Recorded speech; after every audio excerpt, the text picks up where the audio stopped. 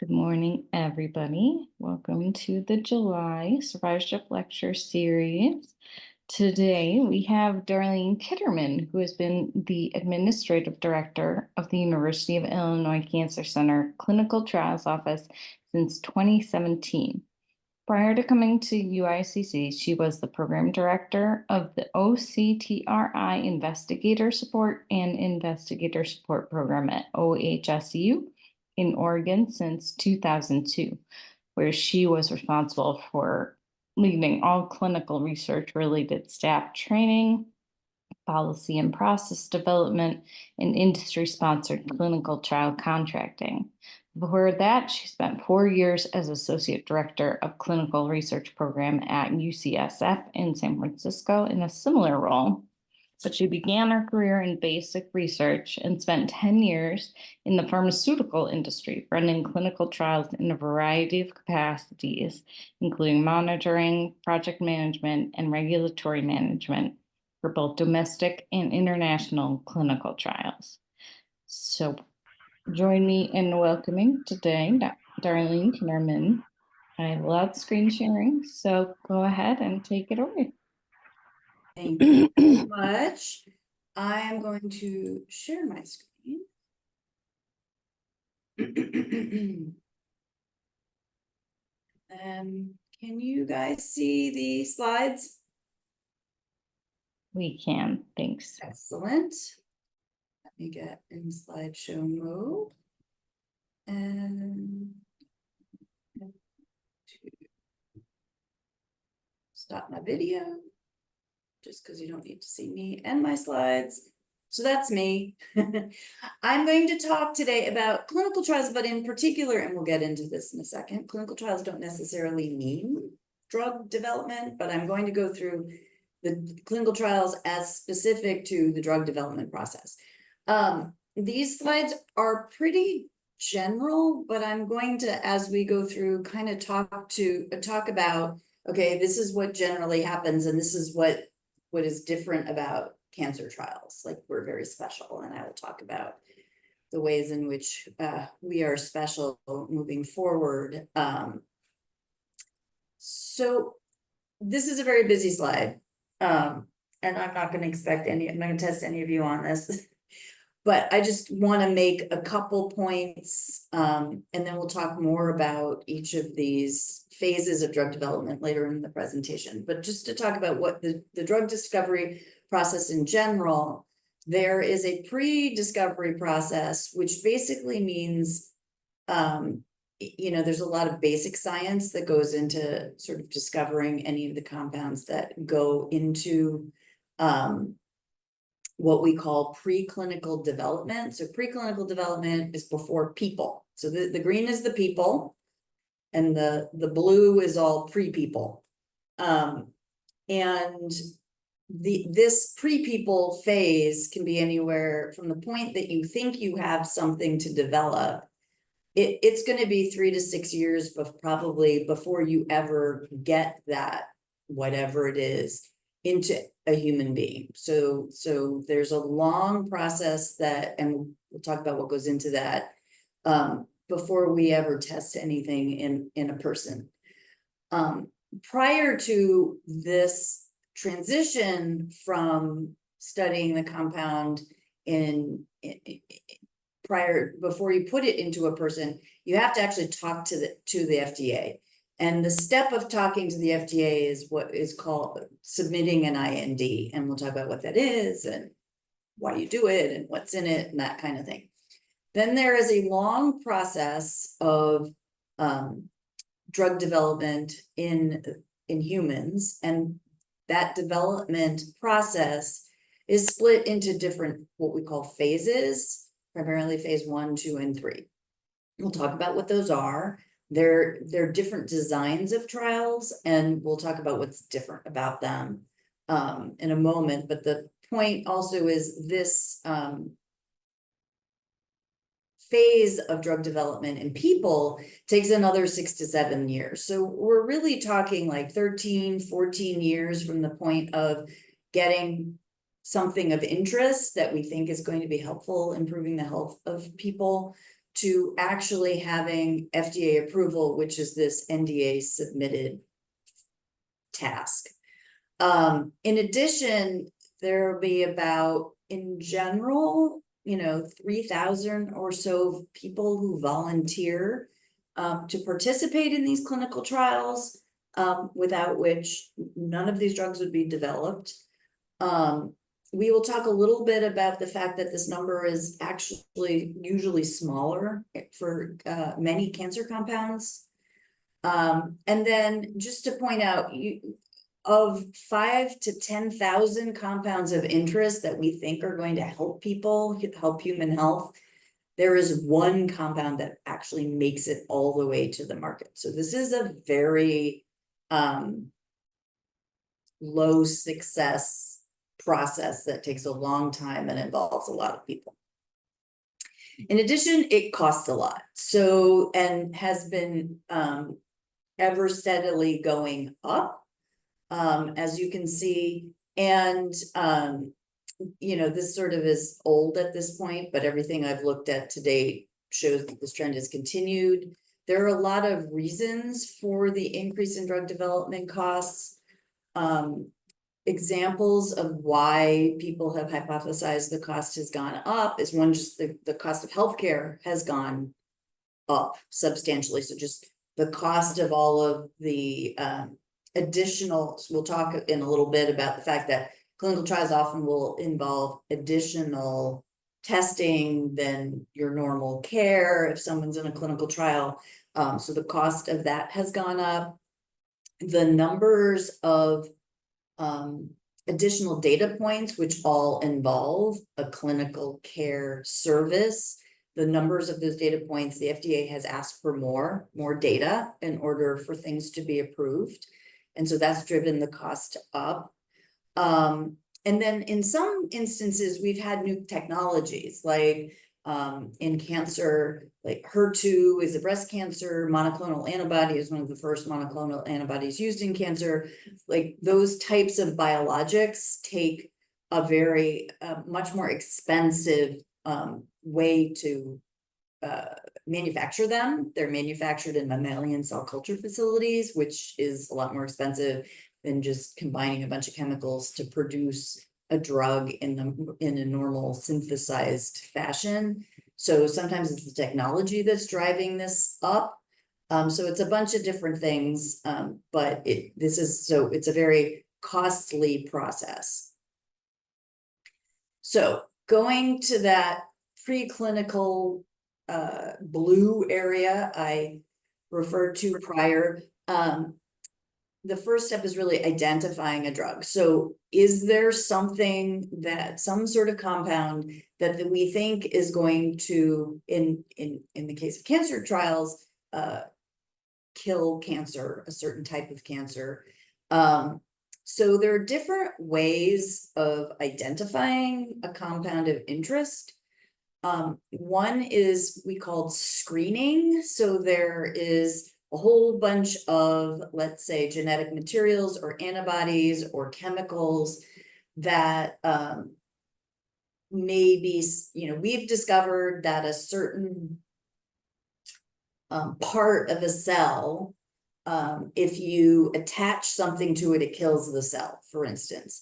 And so we want to find a compound that actually attaches to that part of the cell. So you do a screening of like a whole bunch of DNA or RNA or proteins or antibodies and see, okay, what actually attaches to the cell where we want it to attach.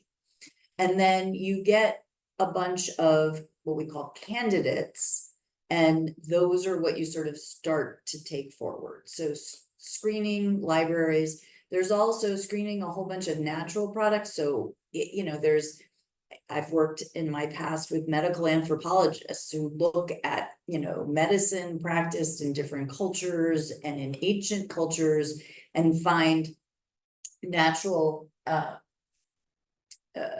like herbal products and other sorts of natural products that seem to help human health. And so what scientists will do is try and actually extract the active component of those herbal products to then create a drug out of it. So screening existing chemicals.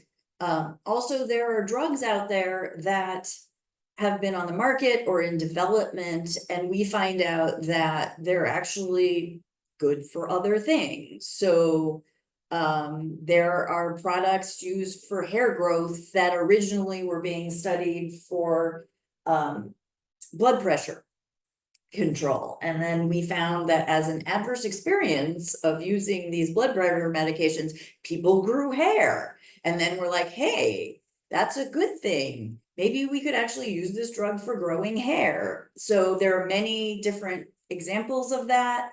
Sometimes they're not as disparate uses. So it might be something that's a similar, like we've approved a drug in a certain type of cancer, and then we find it's actually useful in a different type of cancer.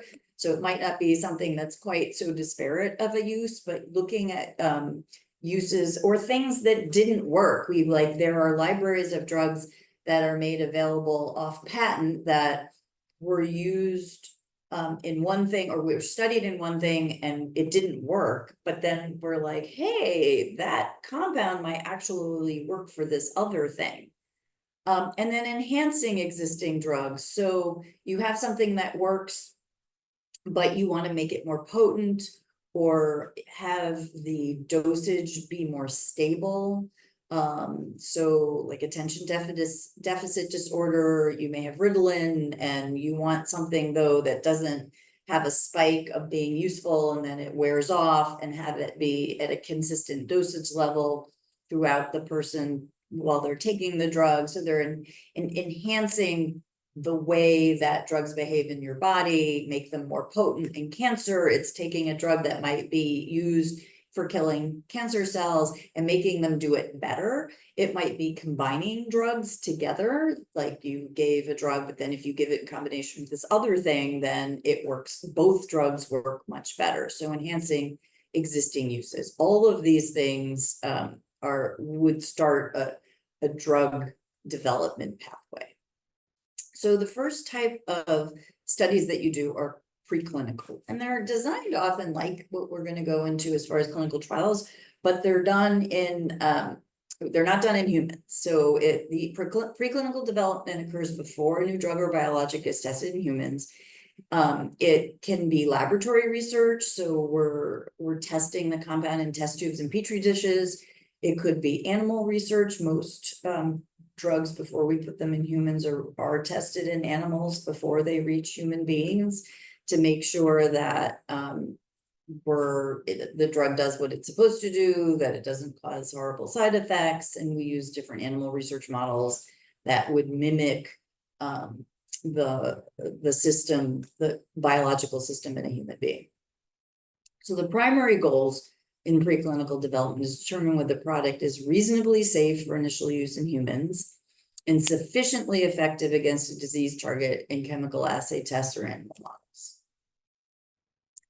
In addition, we want to find out different things about the drug so that we can figure out what to expect in a human being. And so some of these characteristics of the drug include pharmacology, which is what does the drug do to the body, both, in terms of, is it efficacious? Where does it work? How does it work? Metabolism. So what does the body do to the drug? How long does it exist in the body? How is it broken down? Where does it go when it's broken down? And then toxicology. What is the bad things that could happen when someone takes this drug? And that includes carcinogenicity. Does the drug cause cancer? And in the cancer world, we've sort of seen that many drugs that actually are very effective and have extended the life of a lot of people. And for instance, in pediatric cancer, people are living a lot longer, and they actually find that some of the compounds that are used in cancer today could potentially cause other types of cancer down the line. And that's sort of what we're seeing as we're being more successful in treating cancer. And then teratogenicity, which is, does the drug cause birth defects? So many of us in cancer know that some of the drugs that patients will take are teratogenetic, And therefore, we know to take precautions in terms of birth control while patients are being treated, sperm banking, egg banking, and we may need to use a drug that's teratogenetic, but knowing that it is very important in terms of people having the choice in case they want to have children later on. And then the physical chemistry of the drug.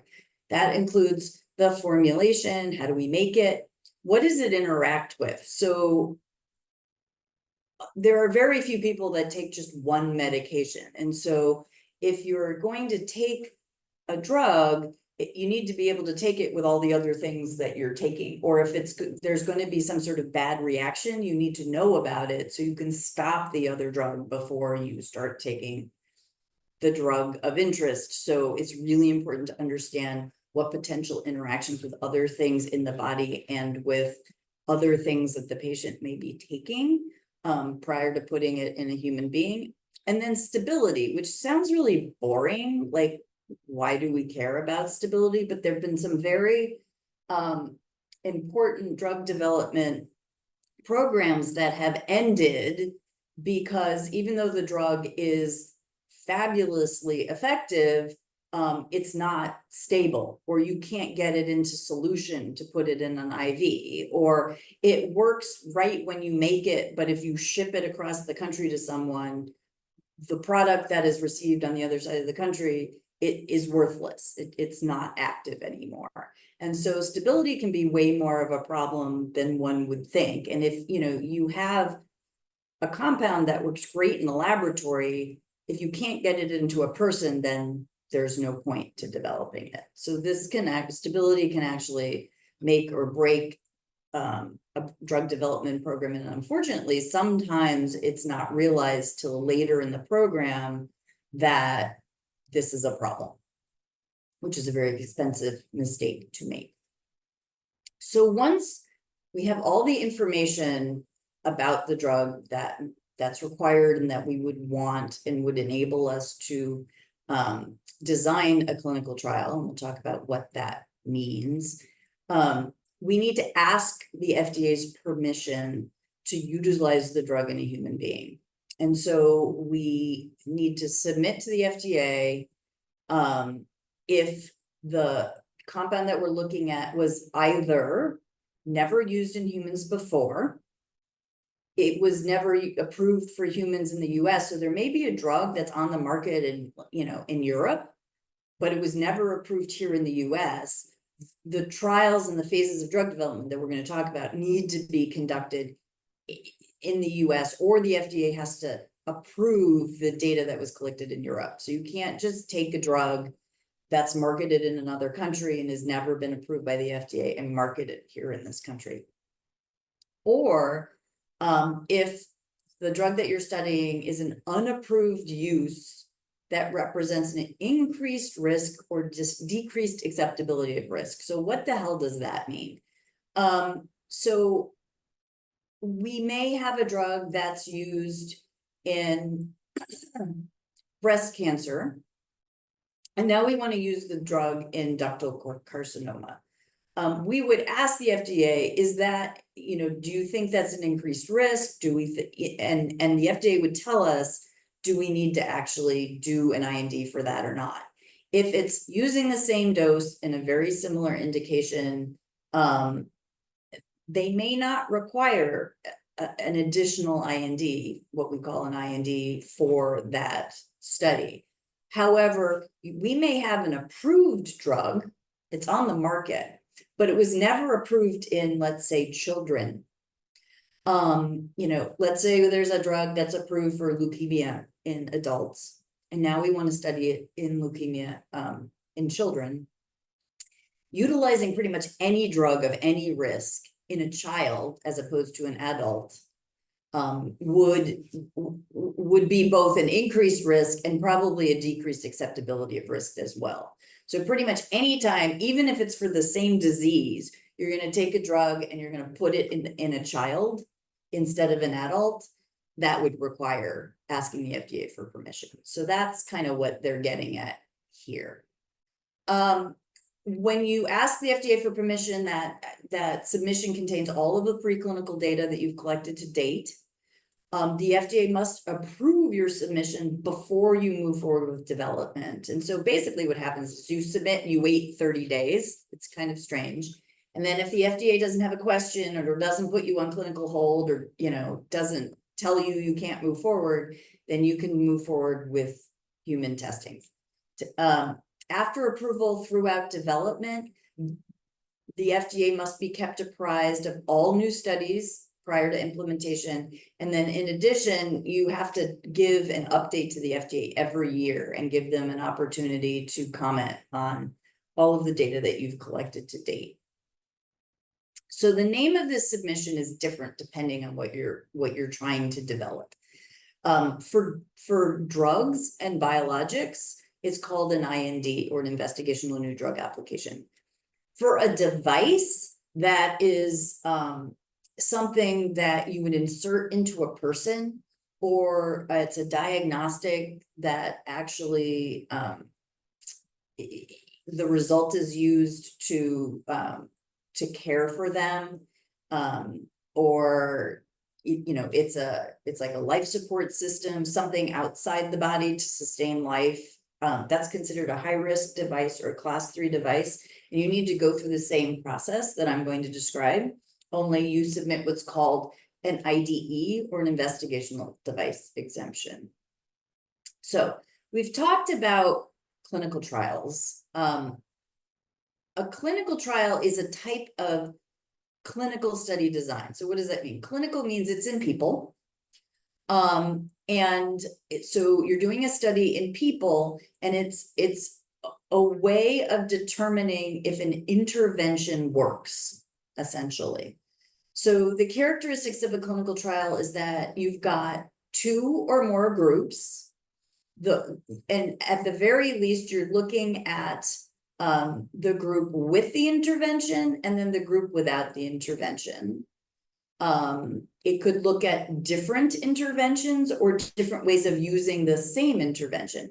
But the issue is you've got groups, and you do one thing to one group, you do something different to another group, and then you compare them and you look at the differences. And what you're doing is to look to see if that intervention works. If it doesn't work, why? If it does work, by how much? In this, study design is a standard way to develop health interventions. Now, what is a clinical trial not? People use the term clinical trial for a lot of different things. Some people use it to mean a study that's done by a pharmaceutical company. So a pharmaceutical company may do lots of different types of studies, and they may not all be clinical trials. So it doesn't mean that you have industry funding to do your study. It also doesn't mean de facto that it's a drug trial. So a drug trial is a certain type of clinical trial. You can do clinical trials of psychosocial interventions. You can do clinical trials of acupuncture. You can do clinical trials of behavioral interventions. So it does not have to be a drug or a device to be a clinical trial. So clinical trial is just a way of looking at an intervention, but the intervention could be anything. I've seen clinical trials of phone apps, and whether a phone app makes someone do something or helps someone do something better than an existing app. That's still a clinical trial.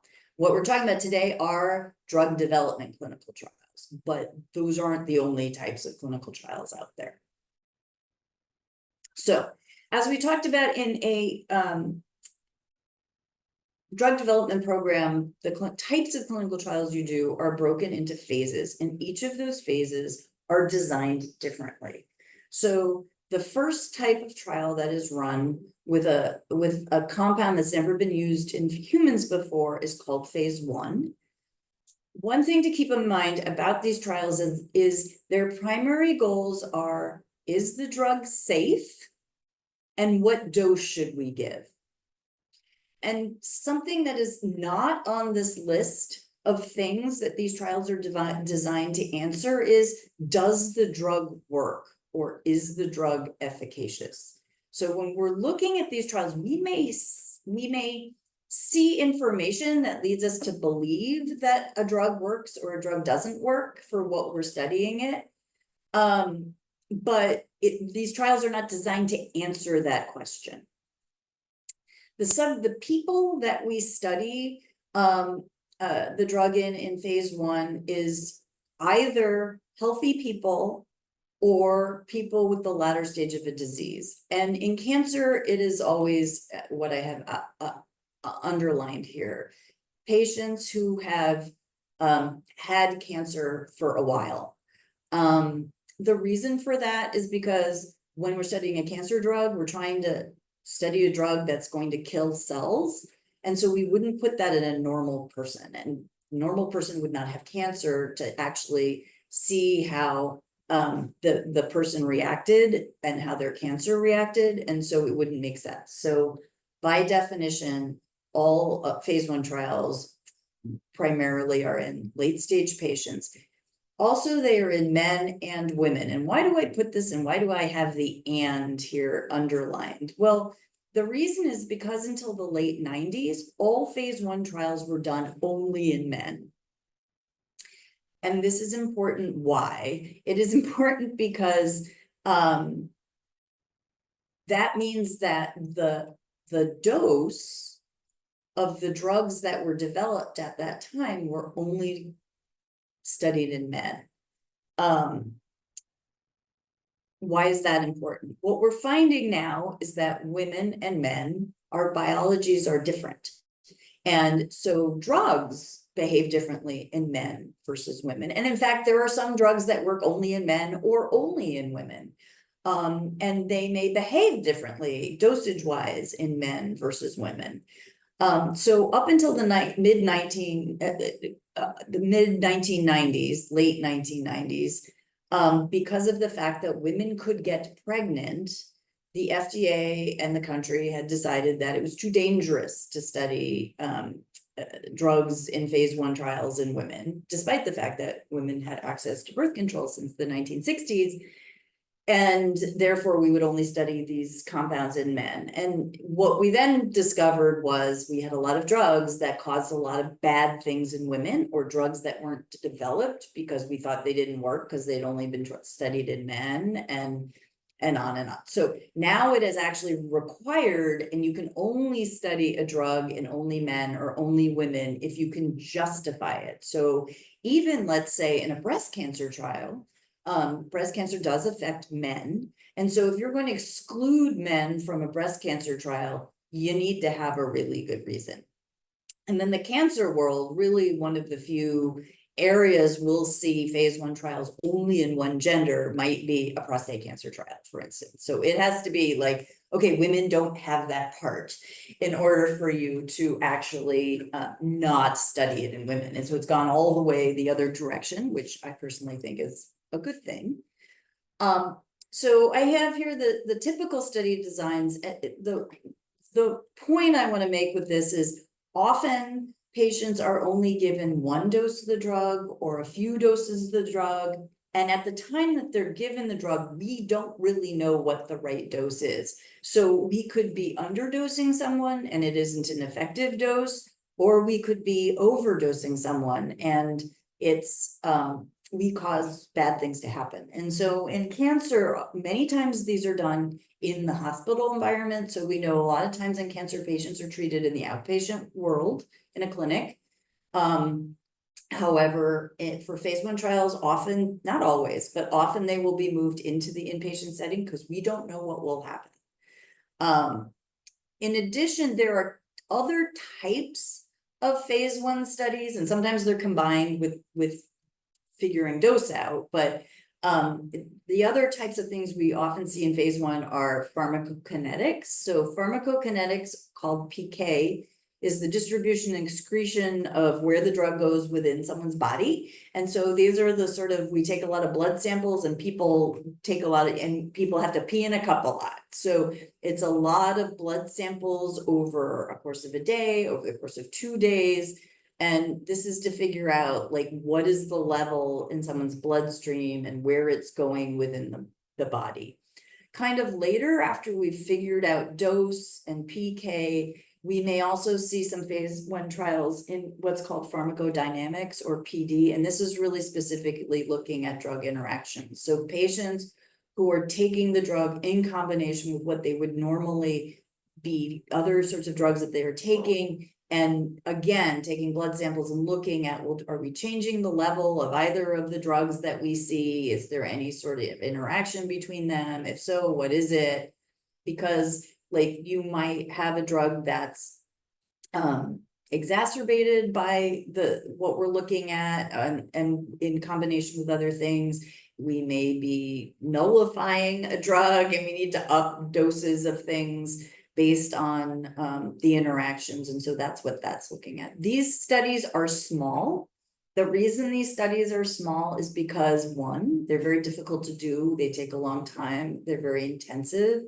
And then we do not want to expose someone to a wrong dose for any longer than we need to. So we want to get this information, figure out what's safe, what isn't safe, and then move on as quickly as possible. So sometimes these are a single center, sometimes there are a few centers, and it's for a very short period of time. These are kind of like you go in, you do them, you get out as soon as possible for the reasons that I gave. So then you move on to what's called phase 2. So the primary goals of a phase 2 study are to look at safety at the dose determined at phase 1 and look at preliminary efficacy. So you're actually going to treat patients with the condition you're looking for, and at the dose you think is correct, and you're starting to look at, does it work? These types of studies may be in a very specific disease, particularly if the drug itself is very specific to a type of cancer. However, sometimes we see if a drug is potentially useful in multiple cancers, we'll see a phase 2 study that's actually looking at patients in a variety of cancers. So patients with all solid tumors. However, the typical study design, this is when we start to first see things being quote unquote controlled. So controlled means you've got one group of patients compared to another group of patients. So you're comparing the intervention to either a placebo or a comparator. Now, if there is a standard treatment in cancer, then that new drug is being compared to the standard treatment. It may be the drug alone in comparison to the standard treatment, or it may be the drug in addition to the standard treatment compared to the standard treatment. So, but that's called a controlled study. That study may be open label or blinded randomized. If you can blind or and randomize a study, you want to do it. What that means is nobody knows who's on which arm. That happens more rarely in phase 2, usually by phase 2 in cancer studies, we do see things blinded and randomized. The reason is because when it's an easier way to see if something works. So it eliminates bias. If nobody knows whether someone's getting the actual agent or a placebo, then there's less bias in the study. You can study the trial in fewer people because it's been blinded and there's less bias introduced statistically. So that is the preference. And then I have this often designed with surrogate endpoint. So what we're trying to do here, we're looking at preliminary efficacy. So we're not going to run the trial throughout a person's and follow them forever. We're actually going to look to see whether that study is going to work as quickly as possible. In cancer, that usually means disease progression. So we're gonna follow people till they progress, and then decide whether we think this drug works or not at the end of the study as quickly as possible. So the sample size is hundreds, 2 to 4 study sites, sometimes more. Study duration 1 to 2 years.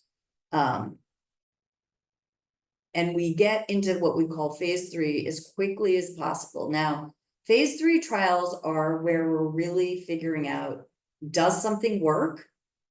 It's called the pivotal trial.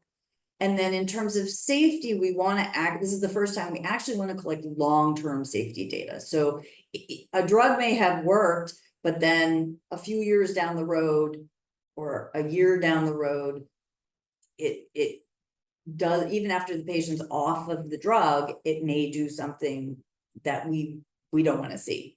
So the phase 3 trials are really when we're collecting that kind of data. We're studying patients with a specific targeted condition. So if we're studying a drug in, lung cancer, kidney cancer, and breast cancer, in phase 3, we're going to split all of those disease populations into separate studies. So we would run studies only in lung cancer, and studies only in breast cancer, and studies only in kidney cancer. The study design is almost always controlled to standard treatment, and a placebo of no standard exists, randomized double blind. And when we say validated endpoints, we're really looking at not just disease progression, but length of life, quality of life. That's what we, just because something may prevent disease progression, does it actually extend someone's life in the cancer world? And sample size is usually thousands. Now, it's usually thousands for most drugs in development. For cancer drugs, we often have our drugs, there's a special designation that the FDA confers to treat serious conditions and to fill an unmet medical need. And cancer is one of those serious conditions that we often see drugs fast-tracked. So what does fast-track mean? So fast-track means that you don't need to run your studies as long. You don't need as many patients to prove your point that it works. And you can get your approval much quicker, more quickly, in order to get a drug to market to treat people. So many cancer drugs are fast-tracked. Studies are multi-center. They're multi-center for a number of reasons. One is just to get the numbers as quickly as possible. But there's also the issue that you want your patient population to represent the normal patient population in the country. Now, some of you know that clinical trials are not representative of the US population, in particular in cancer. The people enrolled in clinical trials are primarily white. Historically, the FDA has taken notice of this and is actually, in the past year, actually in September, they put out draft guidance, which hopefully will become permanent guidance, that the FDA is starting to require diversity plans from anyone who wants to market a drug in the US. They need to show how they will make their clinical trials representative of the population demographically.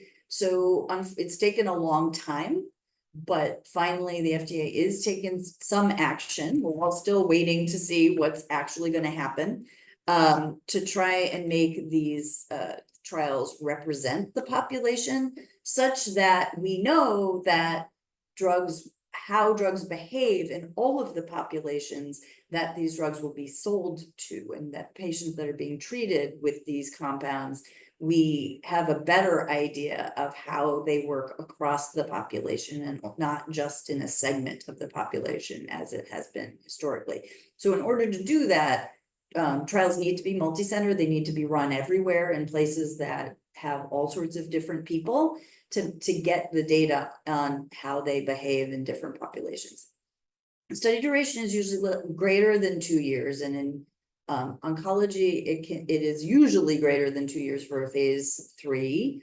It often can be more like 3 to 5 years, depending on the study, because we're really following these patients for a long time. FDA, so after you've done your phase 3 trial, you request FDA approval so that you can market your drug in the US. So submission to the FDA after a phase 3 trial, if you are studying a drug, you submit what's called a new drug application or an NDA. If you're studying a biologic, then you submit a biologics licensing application or a BLA. And if you're studying a class 3 device, developing a class 3 device for marketing, you submit a pre-market approval or a PMA. These submissions include all animal and human data from the development program. So all of the data collection forms, raw data, your analyses, everything gets submitted to the FDA. The FDA determines the application's completeness and assigns a review team to assess, whether whether the effectiveness has been demonstrated, whether safety has been demonstrated. The phase 3 trial I did mention needs to be done in the final manufacturing facility that will be producing the drug that's being studied. And so they're actually looking to see if the manufacturing methods and controls are adequate. And they look at the contents of the product label and all of the packaging and whether the package insert is worded appropriately, etc. They do audits to assure that the data is valid and that there was regulatory compliance. There is an advisory committee which makes a non-binding recommendation on the data. You often will hear this in the news. The FDA advisory committee has recommended approval of the X drug, blah, blah, blah. Usually the FDA agrees and goes with the opinion of the advisory committee. Occasionally, they will approve or disapprove a drug against the advisory committee's recommendation, but usually they go along with it. And then just to mention, there are trials that are done after a drug has been approved. They are called phase 4. Even though they may be designed anything like a phase 1, 2, or 3, they're just called phase 4 because the drug is already approved by the FDA. These trials may be required as a contingency of approval. So what a contingency of approval is, the FDA says, yes, I will approve your drug, but if you do not do the following additional trials, we will remove that approval. We will rescind that approval. Examples of when the FDA does this is if there's a desire to develop the drug in a pediatric population, then the FDA, the Congress requires that if it's useful in a pediatric population, the company is required to study that drug in a pediatric population as a contingency of approval. That happens with most cancer drugs. If the FDA sees differences in segments of the population, age, gender, race, etc., ethnicity, they may require additional studies to be done. Now, to date, a lot of the data is too little in some of these populations to make any sort of inference. And so hopefully it will be clearer in the future whether these types of trials would be needed. Also, if there's some question about low incidence toxicities and long-term safety, the FDA will make it as a contingency of approval that the pharmaceutical company needs to look at these issues in the post-approval environment. Then often sponsors will look at combinations. So they may have, in cancer, they may have had an approval based on what's called monotherapy, like that drug alone as compared with the standard of care. And then after approval, they'll go back and start combining that drug, that chemotherapy drug, potentially with other medications to enhance the activity of the drug. So often that's done in the phase 4 environment. And then just as a reminder, if that IND poses an increased risk at all, or it's in a different population, you'll have to go back to get an IND. And that is the end of my presentation. Great. Thank you, Darlene, so much for that very in-depth review of clinical trials. I had no idea. I knew phase 1, 2, 3, but thanks for filling in a lot more of that information. That was very, very interesting. Still soaking it all in, trying to think of questions. How many trials do we have active at UIC at one time in cancer? So in cancer, like about 150 enrolling at any time. And then we are about 50% of the UI. Cancer is about 50% of UIC as a whole in terms of open clinical. Mhm. Yeah, and I've heard just so much at summits that talks recently about, like you say, increasing the diversity in clinical trial populations and participation. That has been a big focus of the Cancer Center, especially. I'm glad to hear it's a national kind of goal. So, Yeah, it's been a long time coming, and actually we as the Cancer Center have been talking to a lot, so a lot of pharmaceutical companies are visibly panicking because they've been sort of able to not work in certain populations and get away with it, and they can see the writing on the wall that that's no longer going to be possible. And so I mean, I think people know this, but we were very successful in enrolling a very diverse population, but 79 to 80% of our clinical trial participants are minorities. As opposed to like 10% nationally. So part of, I mean, just as a commentary, I think a lot of pharmaceuticals have just been very lazy and been designing their trials with lots of barriers that keep people from being able to participate. And that's no longer going to be tolerated, and they can see that. So we have a lot of people kind of coming to us, wanting to involve us in their trials and wanting to involve us in the design of their trials so that we can do it in a thoughtful mhm. way that eliminates some of those barriers. And it's also important to know at the University of Illinois, I hope at other centers, I just know it here, but we have patients on the review committee of the trials Right. to go through the design, to go through the language to try to clarify for patients because, you know, patients aren't going to want to sign up if you're throwing all this drugging in their face. So, And some of my staff are on this call.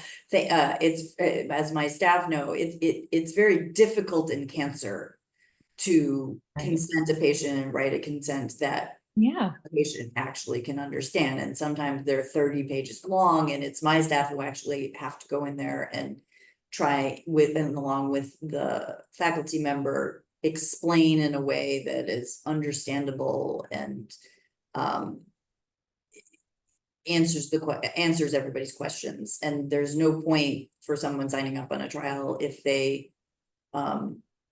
isn't good understanding of the trial, because it's just not going to help anyone later on. So it's a challenge, and they are very good at what they do. Yeah, you have to be. You have to know those trials in and out. It's a lot of information. So kudos to all the clinical trials team. Anyone else have questions for Darlene?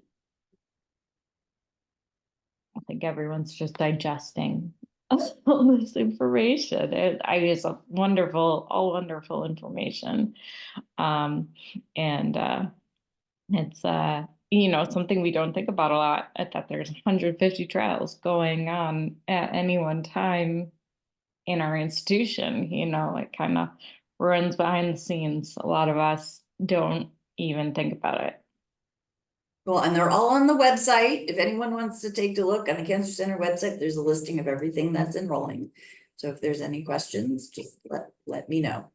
Are there trials for like every type of cancer too? We try, so we actually try, and so we don't allow trials to open in the same type of cancer, what we call competing trials, unless there's a really good reason, because that's a waste of resources. But we call it filling the holes in the portfolio. Like, we really want to be able to, at our best, offer a clinical trial to anyone who's interested in participating. So making it such that no matter what type of cancer someone has, that if they want to participate in a trial, there is one for them to participate in. We are not there yet, but we've come a long way in 5 years. In many of our disease areas, we do come pretty close to covering all the types of cancer that may be presented at the institution. Yeah. I know this talk is kind of cancer focused a little bit, but I know I'm sure a lot of you get those emails in your box about feeling anxious or, about We travel. don't advertise for cancer trials that way. Okay. But, You it's won't see those important. from us, but yeah. It's important to share your information. So to encourage participation in these trials. So if anyone has, friends or, acquaintances and want to learn more about this, can definitely seek out Darlene and our cancer center to get more involved and to see what's going on. Yeah, and seriously, if anybody knows of someone or themselves Right. who has any interest in a cancer trial, we have a number on the website. You can just call that. Actually, it's Meredith's number who's on this call, on this Zoom. And we are happy to help you answer questions, whether it's our trial or pointing you to other resources. We're happy to help in any way or answer questions. And yes, I will be sharing the slides and a recording of this talk after the talk. Just a note for everyone here, I'm working on getting all these talks on the Cancer Center YouTube site. So they'll be more accessible than in the box. So anyone else, any comments, any questions for Darlene? That was a very great talk, very wonderful information for everyone to have. And I know it attracted a lot of people that from different walks. So we had a good attendance today. Um, everyone have a happy Thursday. Thank you, Darlene. Thank you. If anyone has questions, let me know. Bye. Y'all next month.